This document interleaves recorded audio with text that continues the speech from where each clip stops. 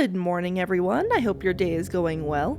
I recently got to see Iron Lung in theaters, and I very much enjoyed it. It's an adaptation of the video game of the same name, and I thought it would be fun to make another episode of Adaptation Exploration, the series where we look at different adaptations across time, space, and medium. I think that the Iron Lung movie is a very good adaptation of the game that it's based on, and I'm going to analyze why that is by looking at what's the same and what's different between the two of them. I'm also going to talk a little bit about video game movies in general and how Iron Lung manages to dodge a lot of the problems that we usually see in those. We'll be taking a look at the common problems with video game movies first, and then look at Iron Lung specifically and see what it decides to do. I should mention that because this movie is extremely new, I only have trailer footage and my own memory to go off of when it comes to making points about it. This is obviously not ideal, but I have no idea when the physical release is going to happen, and I want to make this video while the movie is still somewhat fresh in my mind. I was hoping that I could go see it more than once in theaters before making this, but me and my husband ended up getting really sick after going out to see it, so that didn't happen. I guess that's what we get for going outside. So if I get anything super wrong, please feel free to tell me in the comments. Just remember to please be polite about it, or you might just get sent to the Shadow Realm.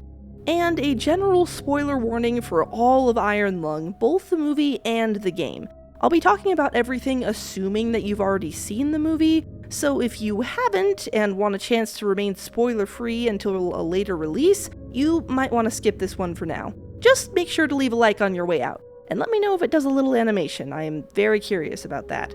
With all of that said, I think it's time we get started. Grab some water, your favorite iron-rich snack, and get comfortable. Come join me as we take a closer look at the world of Iron Lung. I don't think this is news to anyone, but video game movies have historically been pretty bad. Making any adaptation comes with its own challenges, but video games in particular have had a really hard time sticking the landing. There's a lot of reasons why this is the case, and I've only seen a few of these, so I'm not going to pretend I'm an expert. But I think the main reason that these adaptations don't work is because they often don't really get what the source material was all about. For one reason or another, in the process of making the movie, they lose sight of what made the original something special in the first place. Part of this might be because of a lack of respect for the source material. Video games aren't exactly seen as the pinnacle of storytelling, and people who make movies aren't often the same people who make games. There's a disconnect there that's a bit hard to get past for some people, because for them, video games just aren't on the same level as a major motion picture. But if you plan on adapting a video game, you need to respect what it's trying to do, even if it's doing it clumsily. You might not get it, but these stories mean something to a lot of people, and understanding why they connected with it in the first place is the first step in making a good adaptation. At the same time, I don't want to imply that all video games or movies are bad because the evil and out-of-touch people of Hollywood just don't get it. Studio interference and production problems are definitely a factor in some movies being less good than others, but it would be really unfair of me to claim that everyone who's ever worked on a movie has a secret seething resentment for video games as an art form. That's a pessimistic outlook that's just not accurate to real life, and it downplays the skill of the people involved. The more likely reason that many video game movies miss the mark is that adapting a video game into a movie is a lot harder than it might look on the surface. When you're adapting something, it's inevitable that you need to make changes or add new things, or both. This is a natural part of the creative process, and it's something that needs to be done when changing mediums of expression. But it is essential that in this process, you don't lose sight of the core of what made the original work. The essence of what makes the video game itself needs to be present in the final product, and that's often an extremely hard thing to do, especially when you're trying to adapt an interactive medium into a passive one.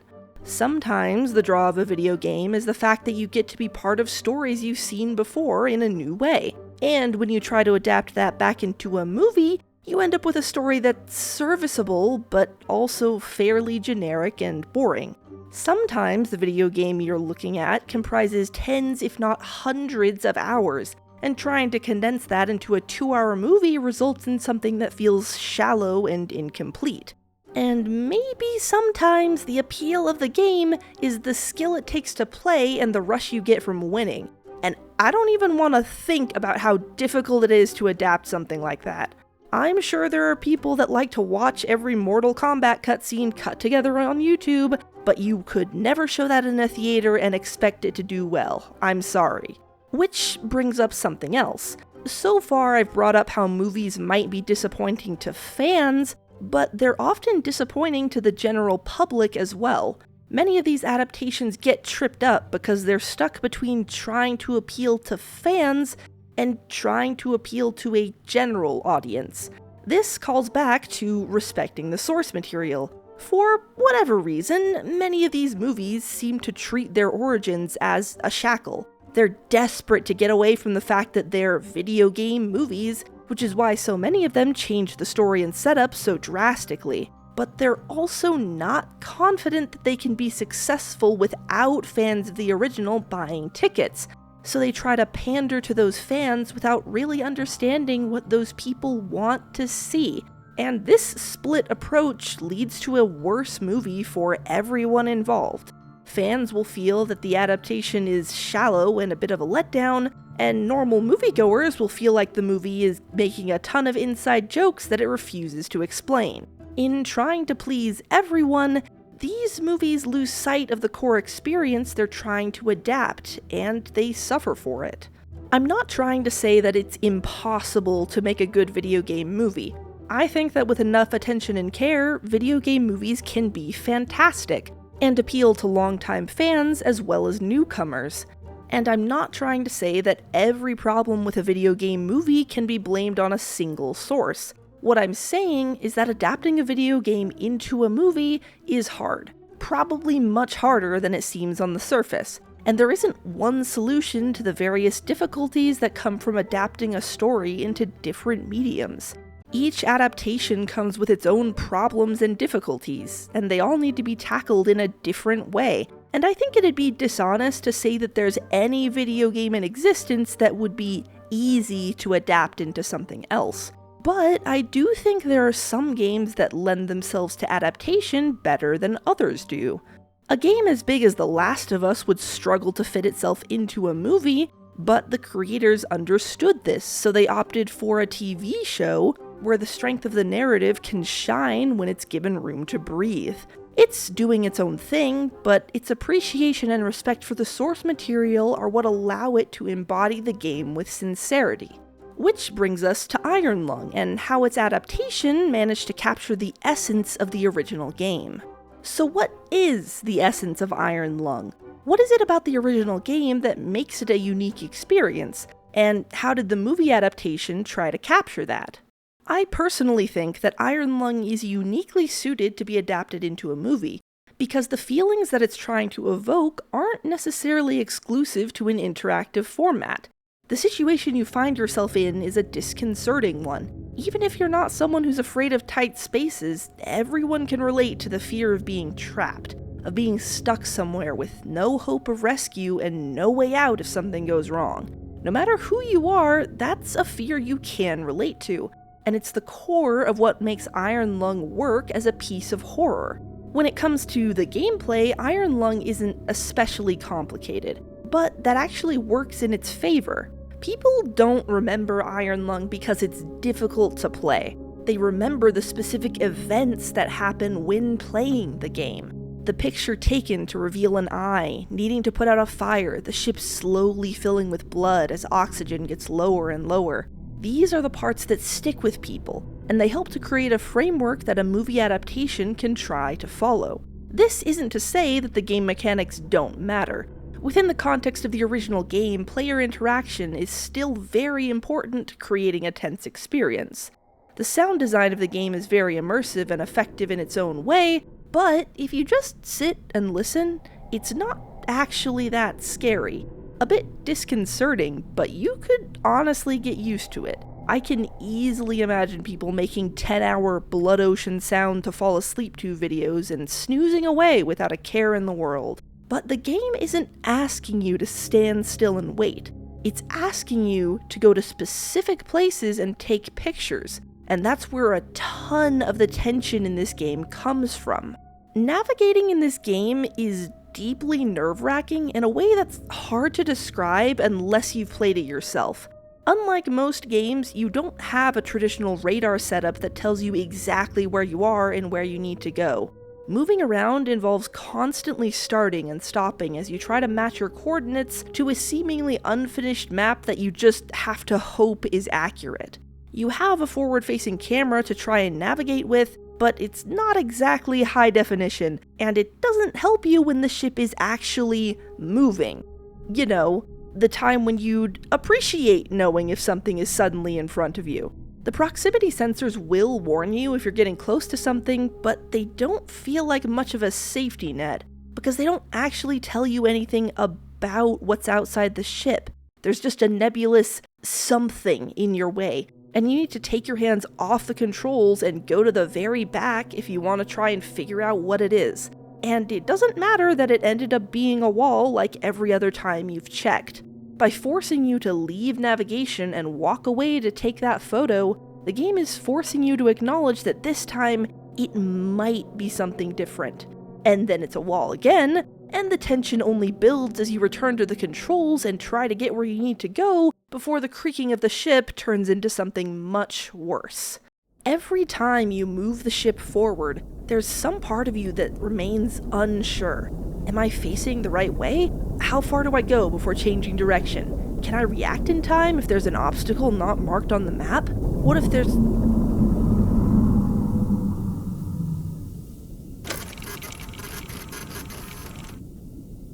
Okay, I guess we should get moving, huh?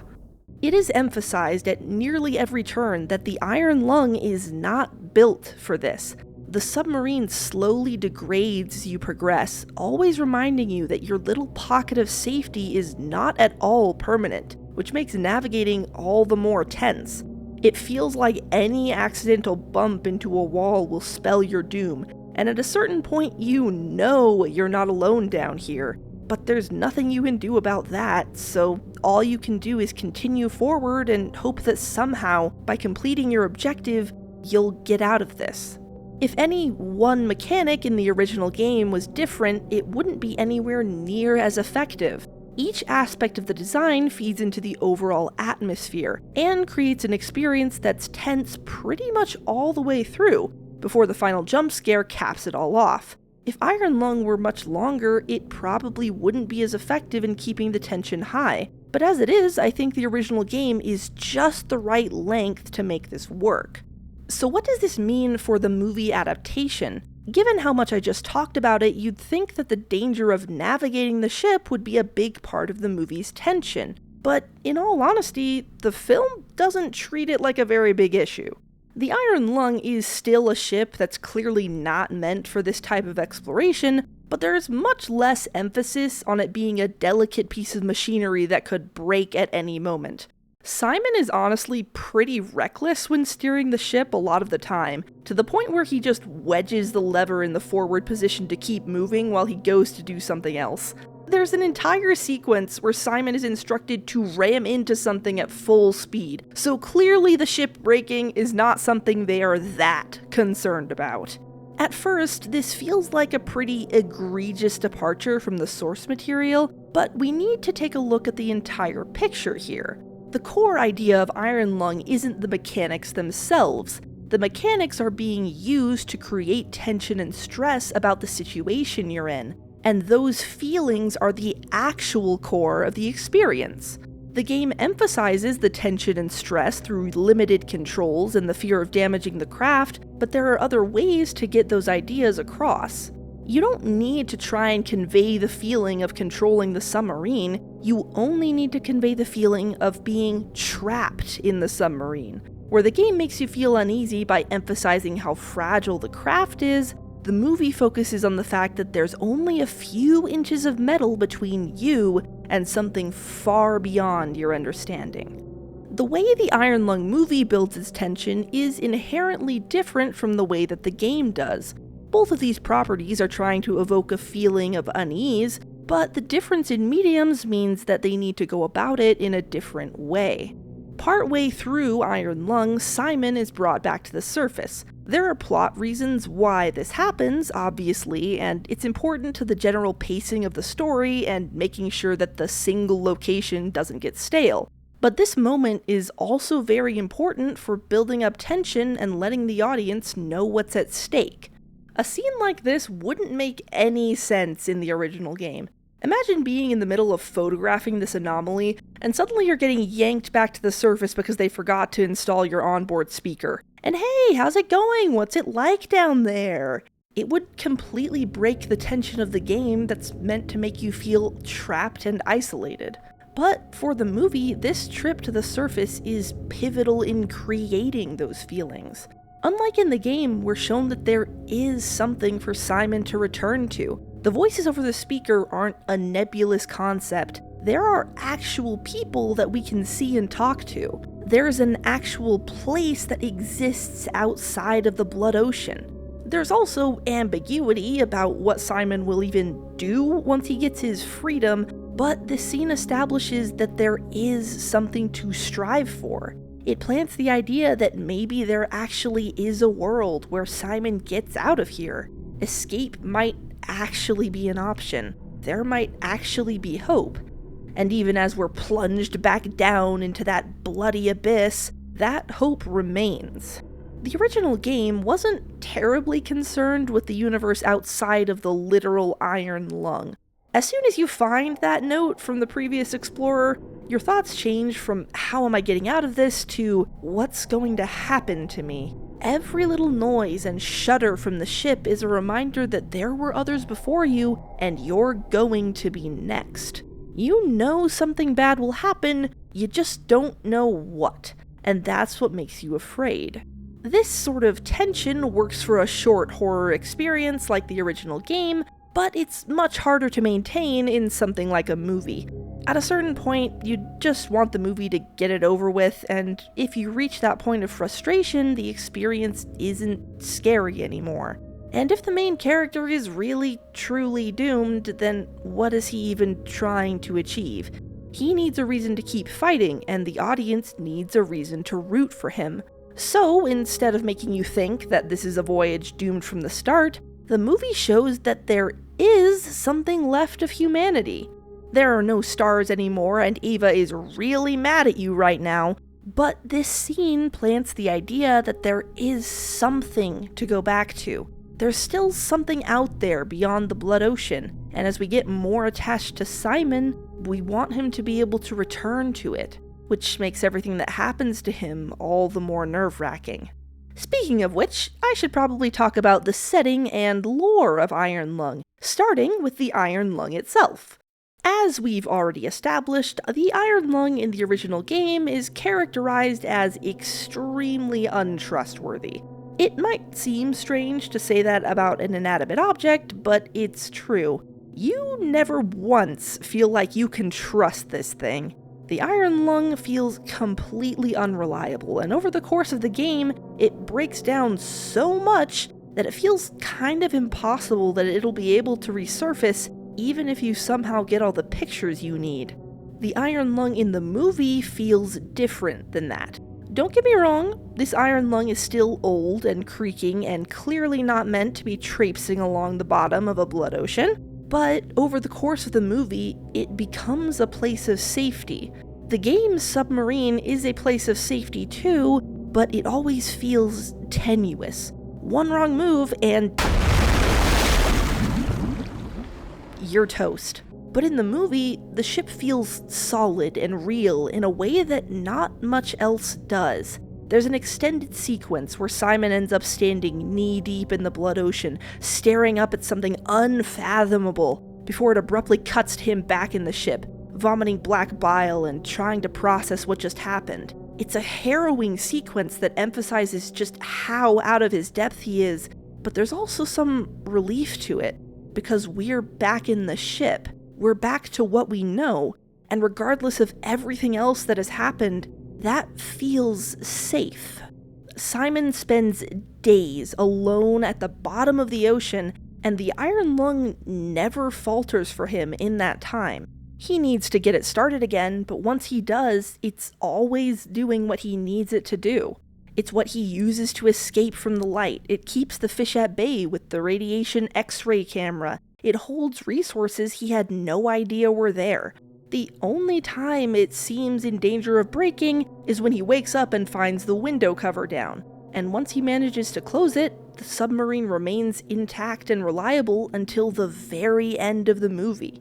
Of course, this could be seen as disturbing rather than comforting, considering the climax of the movie and what happens. Depending on your interpretation, you could see the iron lung as an extension of the blood ocean itself, something that only seems safe, when in reality it's primed to eat you alive and make you a part of itself. But regardless of what happens eventually, the movie itself often treats the inside of the iron lung as a safe zone. Simon originally sees it as a prison to escape from, but by the end of the movie, it's clear that he's grown to appreciate how the ship kept him alive and safe. Again, this might be a twist of perception, but it's a different take on the iron lung from the game, and I thought it was an interesting adaptation decision to make. The ship almost becomes its own character by the end, and that development is probably part of what keeps the movie from getting stale. When it comes to the world outside the iron lung, things are a bit interesting. I'm not going to say that the original game has no lore. There are 15 whole data entries we can look over, but I will say that the lore we get is vague. None of the entries are very detailed, and just looking at them individually wouldn't help you figure out very much. But when observed together, we can at least get some idea of what's going on and how we came to be in this submarine. When I first saw the movie, I assumed that most of the world building we see was made up and added by Markiplier. I'd never gotten around to watching the lore update, and I hadn't done any research before seeing it because I was trying to go in as blind as possible. So imagine my surprise when I come home and found out that nearly all the concepts in the movie were based on the original game. Mark expanded the story slightly in some places, but it's honestly remarkable how faithful the movie managed to be to its source material. With all that said, I think it's also important to note that the lore isn't really the point of the movie. As I mentioned, it's expanded in some areas, but much like the game, it's really only included to serve the greater core experience. And the core experience that this movie is aiming for is cosmic horror. And I would just like to say that if at any point after this I accidentally say mascot horror instead of cosmic horror, I am very deeply sorry. Iron Lung has always had elements of cosmic horror, but they didn't ever take center stage. The Quiet Rapture is an excellent cosmic horror set piece, but its purpose within the original was to emphasize the hopelessness of the situation, and to drive home the point that there really was nothing for our character to go back to. Despite the eeriness of blood oceans and ghost starlight, the actual horror of the original game was surprisingly grounded. You're in a failing submarine, and there's something big outside. The mysteriousness of what's out there and what exactly it wants is reminiscent of the feelings cosmic horror is trying to evoke, but by the end, as far as the game is concerned, it's a big old fish and nothing more. The later lore update gives us a little more to consider, but it ultimately doesn't change the core experience and instead focuses on practical questions, like what factions exist and why this convict is a convict in the first place. The movie takes those base concepts of cosmic horror and makes them much more central. It uses the lore provided as a jumping-off point to create its characters and plot, and all of these elements work together to create a cosmic horror experience that is genuinely really good. I think cosmic horror is a bit of a hard genre to define, and I personally think it's a lot more based on vibes than people would like to admit. I was initially having a lot of trouble writing this section because I kept just talking in circles, so I decided to do a little bit of Googling to try and organize my thoughts.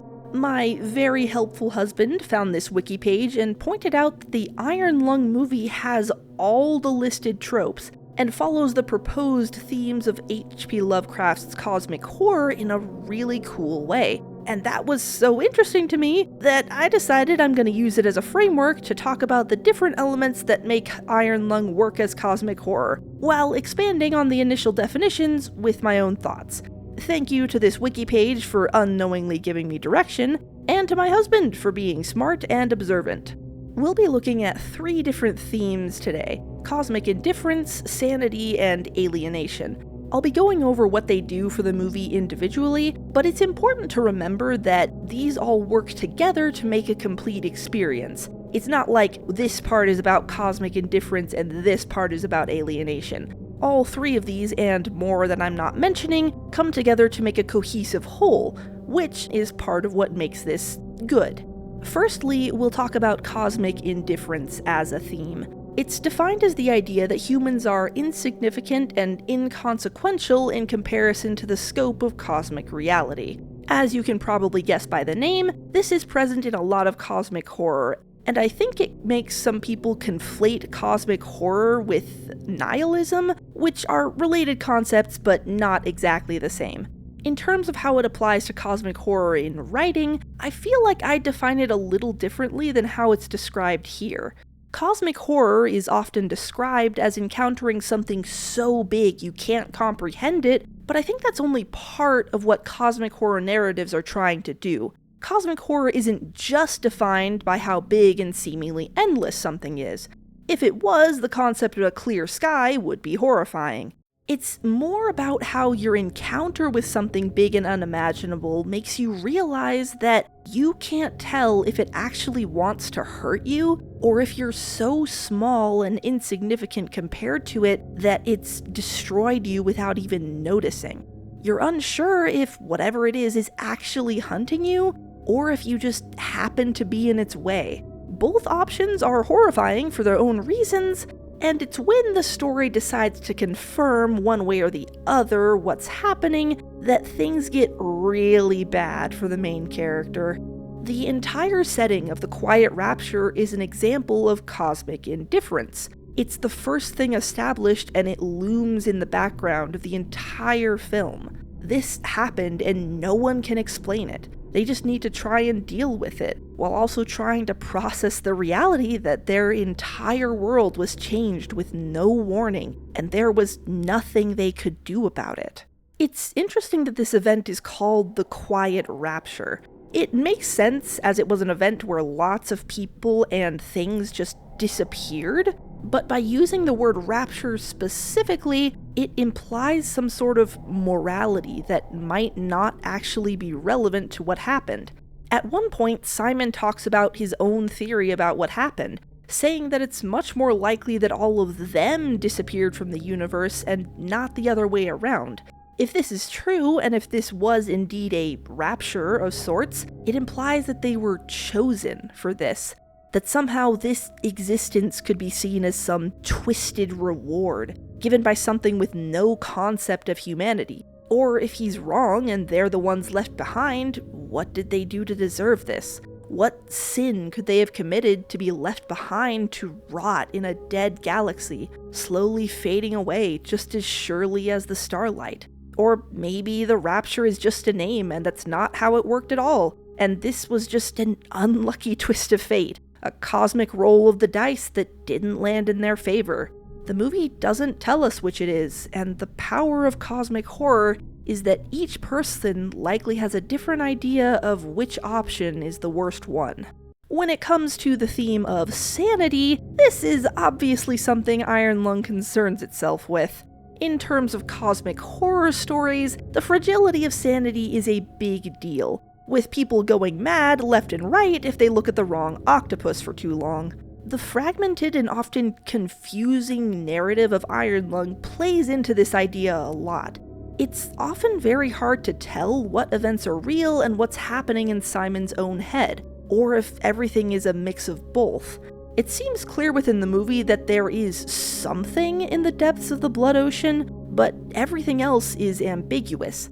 Is it the ocean that speaks to him and tries to lure him in, or the fish itself? Are the voices he hears an expression of some otherworldly entity, or can we blame them on carbon monoxide poisoning, radiation, and general exhaustion? Is the light shown to Simon merely a lure to draw him in, or was it actually meant as an invitation and a gift?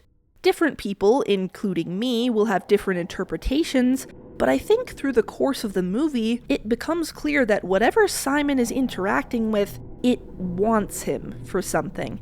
As we mentioned in the section on cosmic indifference, having the whatever it is show its intentions is usually very bad news for the character involved. And this is very, very true for Simon. Why exactly this thing wants him doesn't truly matter. The fact that it does is enough to put Simon in all sorts of danger, and his mental state suffers considerably because of it. And he doesn't get much help in what he's going through because of the next theme we are discussing, which is alienation. This is probably the biggest theme that runs through Iron Lung, and it's defined as the fear of the other and the unknown. As stated in this wiki definition, the unknown to H.P. Lovecraft was often rooted in racism and xenophobia, which is objectively awful. But he did manage to strike a chord with many people because fear of the unknown is just about the most common fear there is. And within the context of Iron Lung, this shows itself in how different colonies choose to treat and dehumanize each other. Alienation and isolation go hand in hand as different groups look at each other with nothing but suspicion and disgust. Simon is forced to face horrific and unexplainable things within the Blood Ocean, but he's really only there because the Consolidation of Iron, or COI, see him as the frightening other that they need to be wary of. Simon spends a large portion of this movie being treated as less than a person. He originates from Eden, one of the two named space colonies still around in the wake of the Quiet Rapture. Details in the game are scarce, but we know that Eden's residents are proud of their original status as Mars citizens, and seem intent on remaining independent from other groups. We can see this because the terminal entry directly tells us, and because Eden uses its own Mars-dependent time measurement, even though all other parties seem to be using the standard EIC. The COI, by contrast, seems to be a group formed when several smaller groups combined. It currently has 3 space stations, but only 2 are made of the iron and steel that helped to give the group its name. This suggests to me that they originally started with just these stations, and possibly Filament, and have since absorbed other factions into their group and larger ideology. The fact that their entry mentions spacecrafts, while Eden's doesn't, seems to support this. It suggests that they have an easier time moving around and communicating with other colonies, which would help them to bring others to their side more easily. Their whole group is built on the idea of pooling resources and manpower to better face outside danger, at least in theory. This causes them to view Eden's continued patriotism and independence as a threat to them, and the tensions between the groups are very high. With the attack on Filament Station, these tensions cemented into something much more twisted. Eden isn't just a group that seemingly opposes them ideologically, they're now an active threat to society and an evil group of zealots that need to be purged. It doesn't help that movie Eden is implied to be some sort of suicide cult, because that probably made it even easier for the COI to cast them as the evil that needs to be assimilated and reprogrammed into good members of COI society. Simon doesn't deserve to be treated like a person because he's one of them, and they'll only maybe start treating him like a person once they've decided he's useful enough. Eden doesn't exactly have clean hands in all this. A big part of the movie is showing that both of these groups are deeply flawed and toxic, but it's very telling that the COI doesn't even give its prisoners the dignity of a name. When it comes to Simon himself, he's experiencing alienation and isolation from the very beginning. He's mistreated by the COI, yes, but it's also worth noting that Simon seems to be an outsider even within his own home colony of Eden. In a social environment defined by sacrificing yourself for the greater good of Eden's tree, the only thing Simon wants above everything else is to live.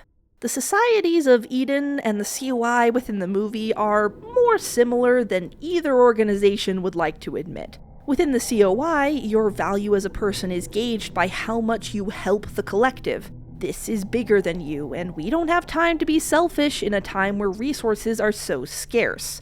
Within Eden, you are valuable in the sense that your sacrifice will bring about something greater. Your sweat and tears and literal body exist to be in service of a cause greater than you. Everything is for the tree. Everything is for Eden. Your value as an individual is negligible because in the end, everything you are is devoted to a cause that will outlive you. Both of these groups function on the foundational principle that the best thing you can do is devote yourself unquestioningly to the cause. And Simon does not fit into either group because his desire to live just because he wants to is radical. He wants to live, and that puts him at odds with both of the societies he's pulled into. And it's actually because of Simon's unique perspective that he's able to do what needs to be done at the end of the movie. Within the game, differing ideologies regarding the Quiet Rapture are something only touched on in the terminal entries, and we really only get a solid idea of what the COI thinks of all this. In the movie, these themes and ideas are explored much more deeply. There are two different ideas in opposition to each other throughout the film, presented through Ava and Simon. At first, from the perspective of the audience and the characters, these two represent the ideology of their respective factions to a T. The captain sees the convict as a means to an end, an inherently selfish being that must prove its worth before being integrated into their society. If the convict dies, it's a shame that they'll lose a potential worker, but it's really no big loss. This is bigger than just one person, after all. The convict sees the captain as an extension of the COI, someone cruel and vindictive, stringing him along for reasons he can't fathom in pursuit of something he's not important enough to know about. The captain hates the convict, and maybe he deserves it, but if it really comes down to that, why don't they just kill him and get it over with? He just wants to live. Is that so wrong? But as the movie goes on, we realize that it's not quite so simple. These characters aren't monolithic extensions of their factions, they're complicated people with their own thoughts and interpretations of what they've been taught. Ava believes in the greater good the COI is striving for, but she clearly cares very deeply about people and values life inherently. Her dehumanization of Simon is a way to cope with the fact that she must send one of the few people left in the universe toward almost certain death, with the tiny hope that maybe he'll discover something they don't already know. Calling him convict makes it easier, but Simon is real, and he doesn't deserve to suffer. As much as she tries not to, Ava values people as individuals, and every sacrifice to try and make life better for others hurts her deeply and personally. The COI will not mourn you, but Ava does, because Ava is a person, and it's only after Simon sees that the two of them start to work together and have hope. Simon has never been given a choice in what he's part of. Born into Eden and forced into the COI, he has always been a tool in the greater designs of something else. Within both of these factions, the existence of the individual is secondary to the greater good. You as a person don't matter as much as what you can provide, what you can sacrifice. You are not a person. You are a disciple of Eden, or a member of the COI. Your identity only matters when it's in the context of the bigger picture. Individually, you are nothing. Simon rages and pushes against this idea with every fiber of his being. He feels guilt and shame and horror at his actions, but he cannot deny that he wants to live more than anything. The COI looks at him with disgust, and Eden has branded him a traitor, but he still wants to live. And is that so wrong? Is it so wrong that he wants to be more than a number in the list of those lost? Is it so wrong that he wants to exist as himself and not as an extension of a nebulous idea? He wants to live, and he never stops wanting that. And it's ultimately what keeps him alive for so long. Because it's not just the two factions that insist it's better to abandon a sense of self in pursuit of something greater. The Blood Ocean itself is trying to force this way of thinking on Simon, and if he were any less stubborn, I think he would have succumbed like the others before him. I mentioned before that throughout the movie, it becomes clear that whatever is talking to Simon wants him for something. And if we think about how it acts, we can see that it wants him to become part of it. It lures him with the promise of answers, of light. The voice on the speaker insists that he join it. Isn't the light beautiful? Become part of us. No one is coming for you, you're all alone here, so why not just let go? There is blood coagulated on the walls, and Simon has tumors growing beneath his skin as what is out there consumes him in its embrace. Become part of the thing that breaks you down. Surrender to the power so desperate to make you part of itself. Because is this not what you want? Is it not honorable to feed something greater than you? Have we not been kind in keeping you alive? Join us now. Isn't it fair after what we've done? Isn't this penance? Isn't this justice? Isn't this right? Doesn't it feel better to succumb to something beyond you? Something interesting about the movie is it never casts Simon's desire to live in a bad light. Simon laments that no one else seems to want him to live, but the movie itself doesn't condemn him for his desire. In fact, it does the opposite. Over and over, Simon resists the pull of the void because he wants to live for himself and not in the service of something that doesn't care about him. There is no scene where he wails to the darkness that he's sorry for being selfish, and there's also no scene where Ava or anyone else absolves him of his perceived selfishness. He's not excused for the things he's done, but his desire for self is treated as normal and human. Similarly, the movie doesn't deride Ava's aspirations for a better world. She is judged for her refusal to acknowledge Simon as a person and her compliance in a system that treats people as objects. But her desire to make the world better for the people still in it is never discarded or belittled, because it's not a bad desire to have. Wanting to help those around you and make the world a better place is a good thing to do, and sometimes it takes work and sacrifice. Eden and the COI are toxic organizations not because working together is bad, but because in their pursuit of something nebulous, they lost sight of the very real people that matter as individuals. And along the way, preserving the status quo became more important than genuine human connection and cooperation. In the end, Simon does make the choice to sacrifice himself for the world. He comes to terms with the fact that he's not getting out of this, but he will continue to fight because against all odds, there is a chance that what he does will help someone else. He is not obligated to make this sacrifice by the organization he's part of, or forced to make it by something he can't control. For maybe the first time in his life, this is a sacrifice he makes of his own accord, and it's a choice he makes with bloody teeth and closed fists. When he sacrifices himself for the chance to help humanity, I don't think he's thinking about Eden, or about the COI, or anything so grandiose. I think he's thinking about Ava, who told him that he didn't deserve this and was killed trying to get to him. He's thinking about Jack, someone he hurt by accident, who maybe might live long enough to have hope if he can do this right. He's thinking of the brothers he lost at Filament, the ones we never get to meet, but clearly still occupy his thoughts. He's thinking of everyone he's ever met, good or bad, and deciding that it's worth it, because this is bigger than him. He matters, and so does every other single person left in the starless universe, and that is something worth dying for. Iron Lung is a movie about humanity, what it means to be human, how we treat each other, and what it means to strive for more.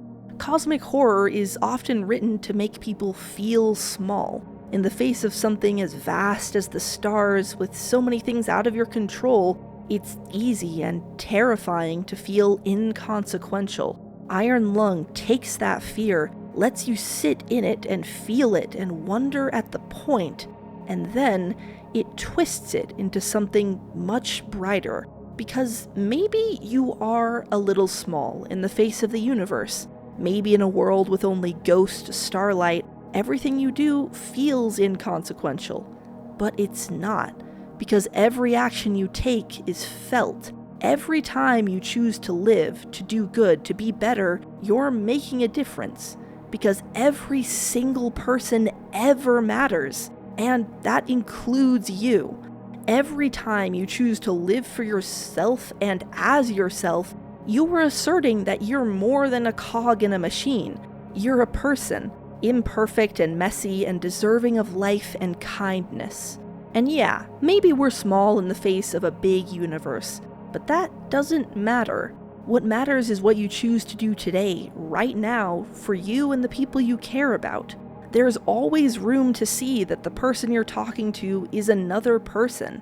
And no matter what you're facing, there will always be hope. And there is not a single person or organization or giant eldritch bloodfish that can take that away from you.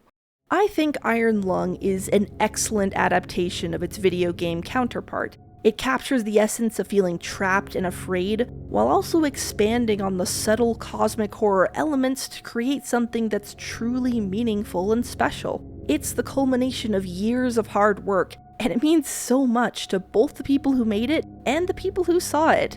And I think it's going to be an inspiration to a lot of different people. Maybe you're someone who sees the ending as something a lot more bleak than I do, but that's just part of analyzing art. And I hope that in the years to come, we'll be able to see and discuss many more projects like this one. Thank you all so much for watching. I really hope I did both the game and the movie justice, and I hope you had a good time. I obviously couldn't go over everything the movie had going on, but I hope at least that I gave you something to think about. And when we get a video release eventually, I'll be happy to have it so I can use the footage I actually want to for future videos. If you liked what you saw and heard, please tell me about it in the comments below. I really love getting feedback on my analysis, and I kind of want an excuse to talk about this movie some more. And if you want more cosmic horror stuff, I'm just gonna go off script and recommend the Magnus Archives. Many of the sentences and ideas I brought up when I was talking about the Blood Ocean wanting Simon are very much inspired by things the Magnus Archives does, so if you need your fill of more horror stuff in that vein, please go look at it. It is not the patterns that enthrall me. I'm not one of those fools chasing fractals, no. It's what sings behind them. Sings that I am beautiful. Sings that I am a home, that I can be fully consumed by what loves me. And finally, if you want to support me with more than just video interaction, I have a Patreon where you can get exclusive announcements and early access to whatever I'm working on. And I'd like to take this moment to thank all of my current patrons, including but not limited to Tree, Snick, and Perplexia Sphinx. Thank you to all of you. You make all of this possible, and I very much appreciate your support. And with all that said, I'd like to thank you once again for watching. Take care of yourselves and each other, and I hope to see you all again soon. Bye!